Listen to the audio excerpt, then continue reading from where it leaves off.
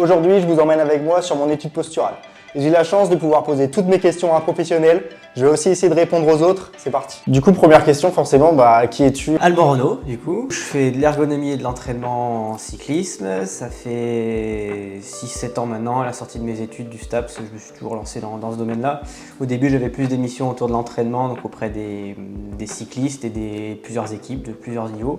Puis petit à petit, ces actions dans le réglage des vélos, du positionnement à vélo, ça a pris de plus en plus de place. J'entraîne toujours quelques coureurs, quelques cyclistes au quotidien, mais principalement, c'est des études posturales. Aujourd'hui, il y a beaucoup d'offres, plein d'offres, je trouve que ça fleurit de plus en plus. Il y a les magasins qu'on propose, même certains auto-entrepreneurs comme toi qu'on propose. Et comment faire quand on est client comme moi, tu vois, oui, pour savoir qui est bien, qui l'est moins. Ouais. Plein de personnes qui se posaient cette question-là. Et notamment des personnes qui ont mis en place l'Institut international du positionnement à vélo. Pour plusieurs objectifs. La première chose, c'était pour permettre aux cyclistes d'accéder aux professionnels qui sont reconnus. Donc comment ils peuvent être reconnus? Par mettre en avant leur formation, par leur expérience, par leur maîtrise de certaines technologies. Donc ça peut permettre aux gens de savoir vers qui ils vont, s'il est certifié, pas certifié. Et après, sans entrer là-dedans, comment le cycliste il peut aller vers un professionnel qui fait du bon travail. La première chose, sans parler de formation, ou simplement de bouche à oreille, de regarder qui a été, comment ça s'est passé, les avis, ça compte pour beaucoup. Et après, peut-être s'intéresser sur son parcours, aller vers quelqu'un qui a, c'est un minimum sa spécialité, il en fait pas juste une par semaine, je pense que ça peut être gage de qualité, mais on peut très bien s'y retrouver dans un magasin de vélo, un ostéo peut très bien délivrer une très bonne prestation, un kiné aussi, parce que la problématique qu'on a, c'est l'étude posturale, il y a de la demande, c'est rémunérateur, et surtout, on en parlait rapidement tout à l'heure, mais il n'y a pas de cadre légal là-dessus, tout le monde peut lever la main et dire « hop, je vais faire d'études posturales vélo », il n'y a pas de titre, c'est pas une profession qui est réglementée. Tu parlais du prix. Oui. Combien ça coûte du coup une petite posturale? Alors ici, c'est 180 €. Alors pour beaucoup, c'est pas cher. Peut-être qu'à prestation équivalente, la moyenne elle est plutôt autour de 300 €. Et c'est quoi l'erreur ou les erreurs que tu vois le plus souvent sur une position? Sur une position plutôt type dirigée vers la compétition. Alors, majoritairement, ce qu'on voit le plus, c'est des cyclistes qui se plaignent de douleurs en bas du dos ou aux épaules. Le plus souvent en cause, ça va être une position trop agressive. Donc souvent, c'est des potences trop longues, un poste de pilotage trop bas, mais majoritairement des potences trop longues. Il faut savoir s'il y a un cycliste qui n'est pas à l'aise sur son vélo, s'il a mal au dos, mal à la nuque ou il manque de relâchement. S'il décide lui-même de son côté, sans venir nous voir, de mettre une potence plus courte, au pire, il va bouffer un peu plus devant dans la figure, mais ça ne va pas créer d'autres soucis. Une erreur importante aussi, c'est souvent la selle qui est un petit peu trop inclinée vers le haut. Avec de l'inconfort, on sent un peu loin du guidon. Donc le bec de selle plus haut que l'arrière? Ouais, c'est ça. Ah ouais. Au lieu d'être plutôt légèrement incliné vers l'avant, à plat ou légèrement incliné vers l'avant, il est un petit peu vers le haut, ça on le voit souvent. J'ai pris l'habitude, je sais pas si elle est bonne, tu diras, mais de faire piquer un peu le oui, genre c'est bien 3 à 4 degrés. Ouais. C'est mieux en fait quand j'ai découvert, pour moi ça a vraiment fait du bien, autant aux douleurs entre jambes que même à tout en fait. Oui. J'étais un peu plus porté vers l'avant, voilà. etc. C'est vrai. Quand tu mets ta selle un peu plus inclinée vers l'avant, tu enlèves de la pression sur le bec, donc niveau confort c'est pas plus mal. On va un peu plus facilement vers le vélo, vers l'avant du vélo, là disons, on peut se relâcher un peu plus. Ça te fait rouler un petit peu bassin en avant, donc ça peut décharger le bas du dos. Après à l'inverse, du coup, si tu as trop de poids vers l'avant, trop incliné, tu vas avoir du mal à te relâcher, tu vas être crispé. Tu vas te replacer régulièrement et du coup ça aura l'effet inverse. Donc si tu es régulièrement à te replacer sur l'assise, ça peut être bien de minorer un petit peu ce danger vers l'avant. Alors après, 4-5 degrés en chrono, si tu te repasses pas toutes les 5 minutes, ça peut le faire. Tu vois, moi j'aurais un peu cet état d'esprit aussi là, de me dire pas forcément de me mettre en danger et de rester dans le cadre biomécanique. Si je devais demander une position parfaite, je dirais max aéro, max perf, et mon corps il s'habitue petit à petit. Souvent quand on donne les objectifs d'études posturales, on dit améliorer le confort, réduire le risque de blessure, améliorer les performances. Dans cet ordre-là? Moi je pense que tout est relié. On peut pas dire je veux du confort ou je veux de la performance. Tu peux pas être performant si t'es pas confortable sur ton vélo. Si t'es pas confortable, tu vas pas te relâcher, tu vas avoir mal au dos, du coup tu vas pas pouvoir envoyer la sauce. Si par exemple au bout d'1 h 30 ou 2 heures sur le triathlon t'as mal au dos, t'as beau être dans la position hyper agressive et pas aéro, mais si t'as mal au dos au bout d'1 h 30, tu vas pas pouvoir, tu vas pédaler à 100 watts au lieu de 300 watts et du coup tu vas faire un moins bon temps à l'arrivée. Donc être performant, c'est pas le record de watts, c'est le record de temps. Donc faut voir, faut trouver le juste milieu, avantage, inconvénient. Et c'est pour ça que la position la plus aéro, la plus agressive, c'est pas forcément celle qui va te permettre de faire le meilleur temps. C'est un compromis au milieu de tout ça. C'est une belle réponse ça. Ça me plaît beaucoup cette réponse. Je remarque souvent aussi chez les triathlètes, c'est beaucoup de volume, beaucoup de séances longues sur le vélo de chrono, c'est pas une très bonne idée. Tu es sur une position très agressive, tu vois, les pros à haut niveau, ils ont horreur d'aller faire plus de 2h30 sur un vélo de chrono. Parce que bon, t'as de la souplesse, pas trop souci, donc on va chercher une position relativement agressive quand même. Okay. Après, c'est aussi plus contraignant pour tes genoux, enfin voilà, tu peux pas faire tout ton volume là-dessus, ça c'est niette. À l'approche de la compète, tu peux aller chercher quelques fois quand même le temps que tu vas retrouver à ta compète sur le vélo à l'entraînement. Donc de bonnes heures, 2h30 sur un L. Ouais, bah oui, en fait ça représente que 2h15. Clairement, ne fais jamais plus de 2h30 sur le chrono. Franchement, c'est une mauvaise idée niveau prévention des blessures. C'est pas comme ça que tu vas t'habituer. Prends-le régulièrement, travaille spécifiquement le relâchement, tout ce qu'on va parler après. Mais des séances d'endurance, c'est pas avec le chrono. Un exemple que je prends souvent, c'est on veut une position agressive, on met une potence longue et puis on va mettre le plus bas possible. Souvent, quand on met une potence plus longue, le seul truc qui se passe, c'est qu'on va mettre les épaules plus en tension comme ça, puis on aura mal au cou, puis au final on va se redresser, on va être moins aéro, on va avoir mal au dos, et puis on pourra pas appuyer aussi fort sur les pédales. Quand on met une potence plus courte, ce qui se passe, c'est pas vraiment le buste, il va pas se relever beaucoup plus comme ça, et on va pas prendre plus de vent dans la figure. Alors si on réduit de 4 cm évidemment, mais si on réduit d'1 ou 2 cm, c'est plus les épaules qui vont se relâcher comme ça, on va avoir les bras un peu plus déverrouillés, et puis du coup on va pouvoir mieux absorber les irrégularités de la route que si on a les bras tendus avec une potence trop longue comme ça. Et on a beaucoup d'idées reçues. Par exemple, potence plus longue, plus agressif, je vais plus vite, je serai plus aéro. Des fois on peut être plus aéro qu'une potence plus courte. C'est moins stable. Si tu es un peu plus large, une forme plus en V, il faut quand même assez serré devant. Bon, là on a malheureusement pas trop la chance de jouer sur l'orientation, mais bon c'est fait pour nous. Ça te permet d'être un petit peu plus stable, tu peux plus facilement te relâcher, faire tomber la tête entre les épaules. Donc, plus tu veux du long, plus tu veux de la stabilité, plus de relâchement. De manière générale, on va écarter un peu plus. Quand c'est très serré, bon, tu vas quand même réussir à te relâcher si c'est une durée assez courte, mais sur 2 heures, 2h30 d'effort, ce sera plus compliqué. Entre une position avant d'avoir fait l'étude et après, est-ce qu'il y a des tests qui existent ou des choses à faire pour voir ce qu'on a gagné en termes de confort, en termes de puissance, en termes de plein de domaines? C'est voir les problèmes que tu avais avant et voir comment ils ont évolué. Après, sur les perfs, je pense pas que ça se mesure à court terme. Je pense que si tu fais un test 20 minutes, admettons, la veille de venir, puis un test 20 minutes le lendemain, je suis pas sûr qu'il soit sensiblement différent. Même si on a fait des trucs, on est persuadé que ça va dans le bon sens, je suis pas sûr que sur le test, on va le voir. Parce que il faut s'habituer et puis surtout tu as tellement de facteurs qui jouent en dehors de ça. Parce qu'en fait ce qu'on cherche à faire évoluer la performance, ça passe pas juste par ce qui sort en watts dans ton pédalier. Peut-être tu peux être plus performant sur 20 minutes, mais si ta course elle dure 3 heures et qu'au bout d'1 heure tu as mal au dos, c'est peut-être pas la meilleure solution. Toujours l'objectif c'est le meilleur temps et pas la meilleure perf, même si ça peut être très relié des fois. Si c'est un triathlète sur un vélo de chrono, on a diminué la surface frontale, si on fait un test en soufflerie avant, après, là je pense qu'on pourra voir avantage, inconvénient, si ça est positif ou pas, puis là on peut dire si ça a été dans le bon sens ou pas. Mais de faire un petit test terrain un peu bancal, où je regarde la vitesse moyenne sur ma séance avant, après de venir, je pense qu'on va pas dans le bon sens, on n'est pas très précis, quoi. Et du coup, moi l'année dernière, tu vois, j'avais un vélo de route, auquel j'ai mis des prolongateurs. Et toi, tu penses que c'est possible de trouver justement un bon compromis pour avoir un seul vélo, pour pouvoir faire du triathlon avec les prolongateurs? La problématique, mettre des prolongateurs sur un vélo de route, le cadre il est beaucoup plus long qu'un vélo de chrono. Donc souvent, quand on met des prolongateurs sur un vélo de route, on se retrouve souvent très loin. Et des fois, on n'est pas très à l'aise, quoi. Donc c'est possible, mais en faisant attention à quelques petites choses. La première chose, c'est si c'est sur un cintre intégré plat, on peut pas régler l'inclinaison et quand on met les prolongateurs, on est à plat, parallèle à la route et ça nous redresse comme ça. Là, il faut oublier, franchement, il vaut mieux bien régler le vélo, travailler les positions main en bas, aéro, on arrivera à un résultat presque meilleur. Donc il faut pouvoir avoir un guidon rond, on va pouvoir avoir des prolongateurs plutôt intéressants qui vont pouvoir se bouger dans tous les sens, se reculer suffisamment surtout.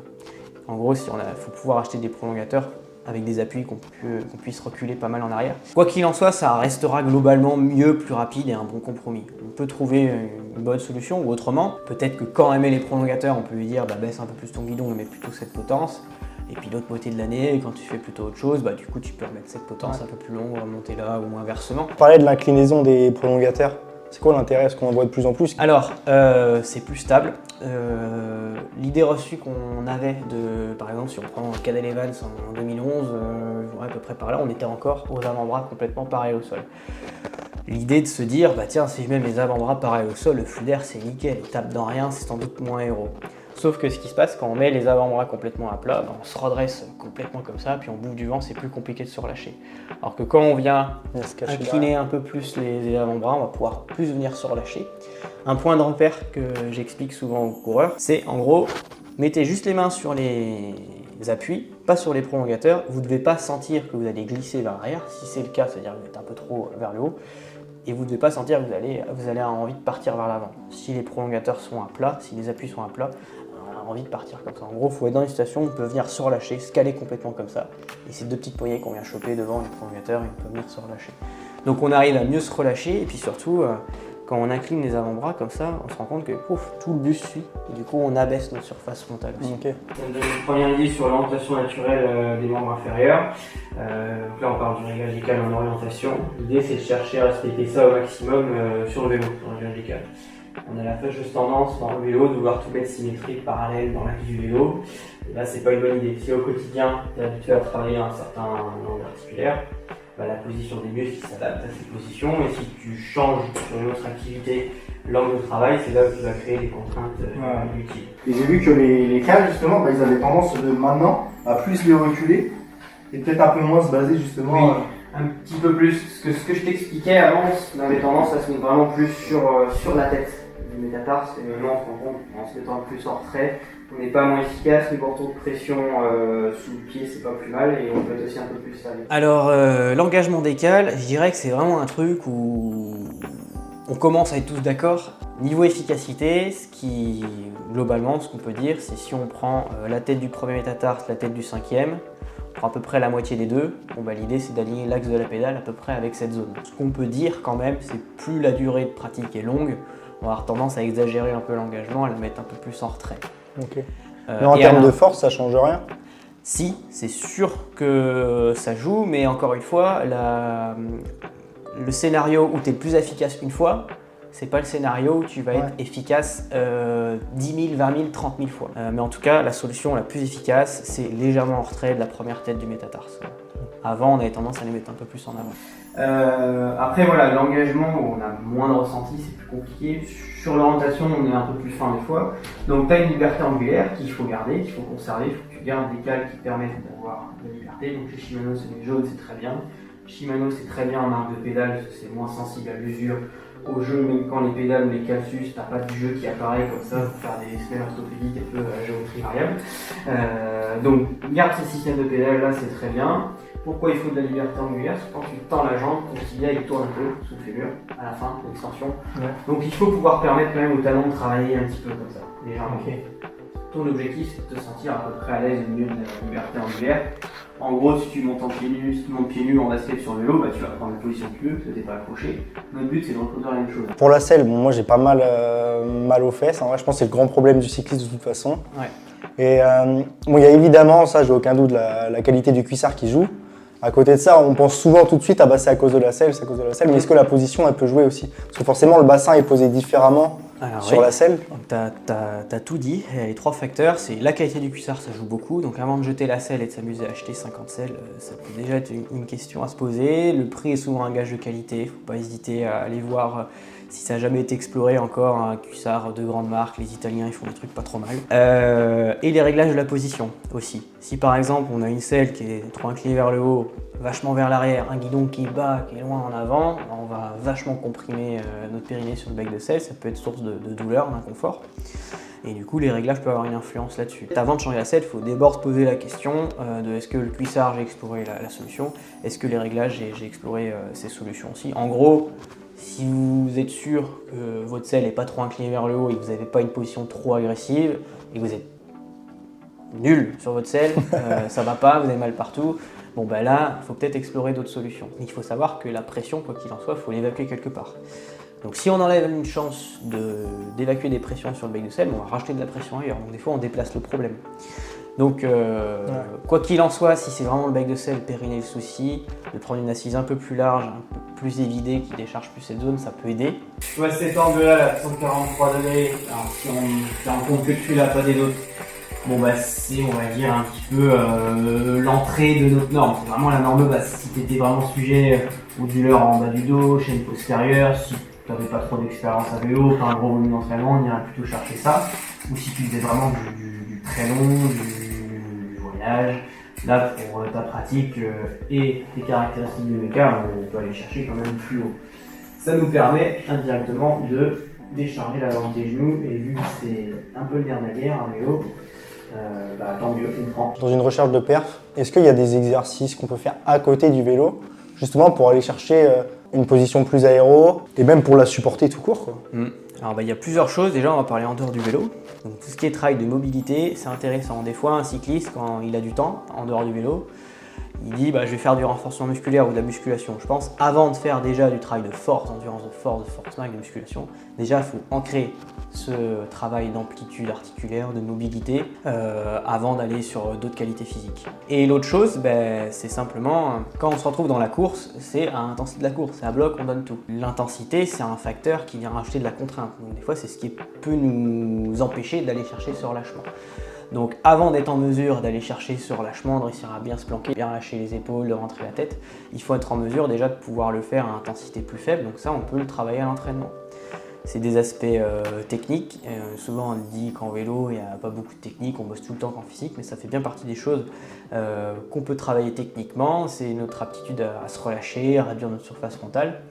Et ça, on peut le travailler à l'entraînement. Donc au début, sur des durées assez courtes, à faible intensité, à des cadences relativement faibles qui permettent de faciliter la chose. Et puis petit à petit, on allonge la durée, on se rapproche de l'intensité de course, de la cadence de course, pour que ça devienne un peu plus ancré. C'est beaucoup plus facile de gagner 2-3 secondes techniquement sur un tour que physiquement. Et tu vois qu'en reculant le sel, en montant la selle, on a plutôt tendance à réduire ta surface frontale. Ton buste est plus fermé ici que là.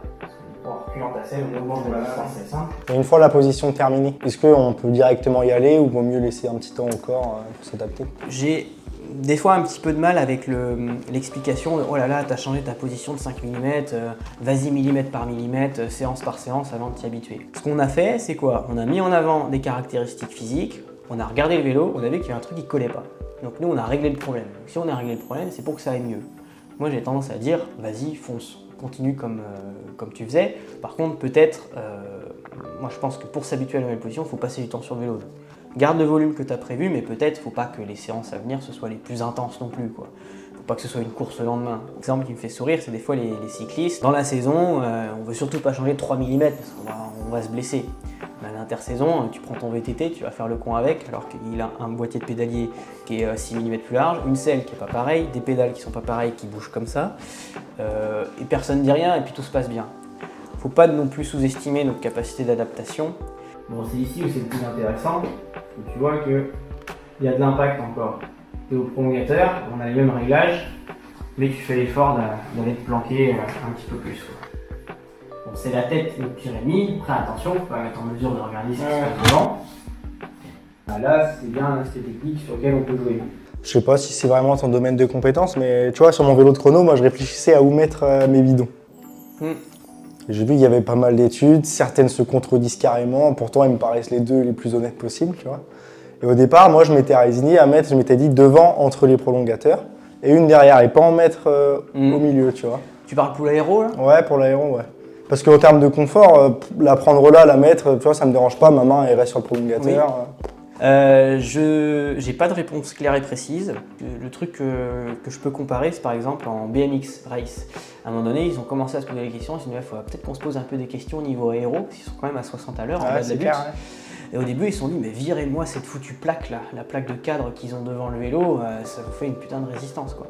Au final, c'est mieux avec, parce que ça écarte le flux d'air et ça vient moins buter contre le buste. Peut-être qu'on pourrait dire que le bidon, c'est pareil, ça nous écarte un peu le flux d'air, ça vient moins lutter contre le buste, peut-être ça peut être pertinent. Après, si le bidon il est parfaitement intégré en bas, là, peut-être ça peut être intéressant. Mais peut-être c'est peut-être là le moins bon endroit. Moi je dirais ou devant ou derrière. Bah, c'est tellement. Mais derrière, c'est une zone où ça tourbillonne aussi. Si à un moment donné tu es à vitesse élevée, mais tu te sens, quand on reste planqué pendant un petit moment, des fois on se sent pas super efficace, on a besoin de souffler un peu plus, on a envie de se mettre en danseuse. Si t'es à plus de 40 à l'heure, n'envisage même pas de le faire, c'est déployer un parachute. Ça sert à rien. Si tu veux vraiment te relâcher un peu plus, bah fais-le quand tu es à vitesse plus faible. Parce qu'à l'inverse, quand tu es à 20 à l'heure dans une bosse, ça sert à rien de vouloir rester planqué à tout prix, au contraire. Profites-en pour boire un coup là, pour te mettre en danseuse, pour te relâcher un peu plus. Par exemple, je fais des exos sur home trainer. J'arrive à mettre tant de watts, peu importe, tu vois. Bah, je sais qu'en position chrono sur le vélo de chrono, impossible. Ou je vais réussir à la monter, voilà, mais je vais pas tenir aussi longtemps. Ouais. Souvent, quand on définit les zones d'entraînement là, pour s'aider, par exemple, un test que tu fais sur home trainer ou en boss, on a tendance à retirer 10 à 20% sur un vélo de chrono ou sur le plat. Tu es moins efficace sur le plat comparé en montée. Alors souvent, et ça dépend, sur home trainer, certains vont être moins efficaces. Mais c'est clair qu'en fonction des différentes situations, tu n'es pas efficace de la même manière. C'est vrai que le gain aéro du vélo de chrono vient combler la perte en watts qu'on a sur le vélo de route. C'est ça, si ton pire ennemi c'est le vent et que tu arrives à mieux te planquer, même si tu envoies 10 watts de moins, c'est pas gênant. La contrainte liée à cette position un peu plus couchée, tu sais que tu développeras moins de puissance. Après, comment minorer ça du mieux possible, de passer beaucoup de temps sur ton vélo de chrono, mais après, faut pas faire 15 heures de vélo non plus sur le vélo de chrono tout le temps. Ouais, peut-être essayer du coup de se rassurer même en se disant que le gain de la position est supérieur à la perte de watts, quoi. Ouais, mais on a tendance à réduire ça, c'est un petit peu je leur dis encore une fois, mais le concours de watts, quoi. Et non, c'est le concours de temps. Le but, voilà, c'est la place. Et combien de bornes t'as fait, à quelle vitesse, à quelle puissance, non, quelle place t'as fait à la course. Donc faut penser à tout ça, mais c'est pas facile d'intégrer, de se dire ouais, j'en vois moins, mais je vais plus vite. Ouais, carrément. Parce que la résistance de l'air, c'est pas palpable. On le ressent quand on a vent de dos, vent de face. Mais c'est plus difficile de se rendre compte, quoi. Attention parce que bientôt, même déjà peut-être, tu as des spécialistes qui veulent devenir champion du monde de Zwift. Parce que maintenant, il y en a, tu vois. Eux, ça sera ça qui comptera. Ouais, faudra peut-être même pas prendre un vélo de route comme ça. Peut-être limite un guidon plat, être un peu plus droit, un peu plus large sur un VTT. Ouais, tout pour les jambes. Plus. Ouais. Puis pouvoir se mettre en danseuse. Peut-être. Faudra pas que ce soit à distance quand même, parce que de modifier une petite résistance d'home trainer, tout ça, on peut quand même bidouiller facilement. Oui, c'est clair. Ouais. Déjà, merci à toi de m'avoir accueilli ici pour toute l'après-midi, d'avoir répondu à toutes mes questions. Avec plaisir.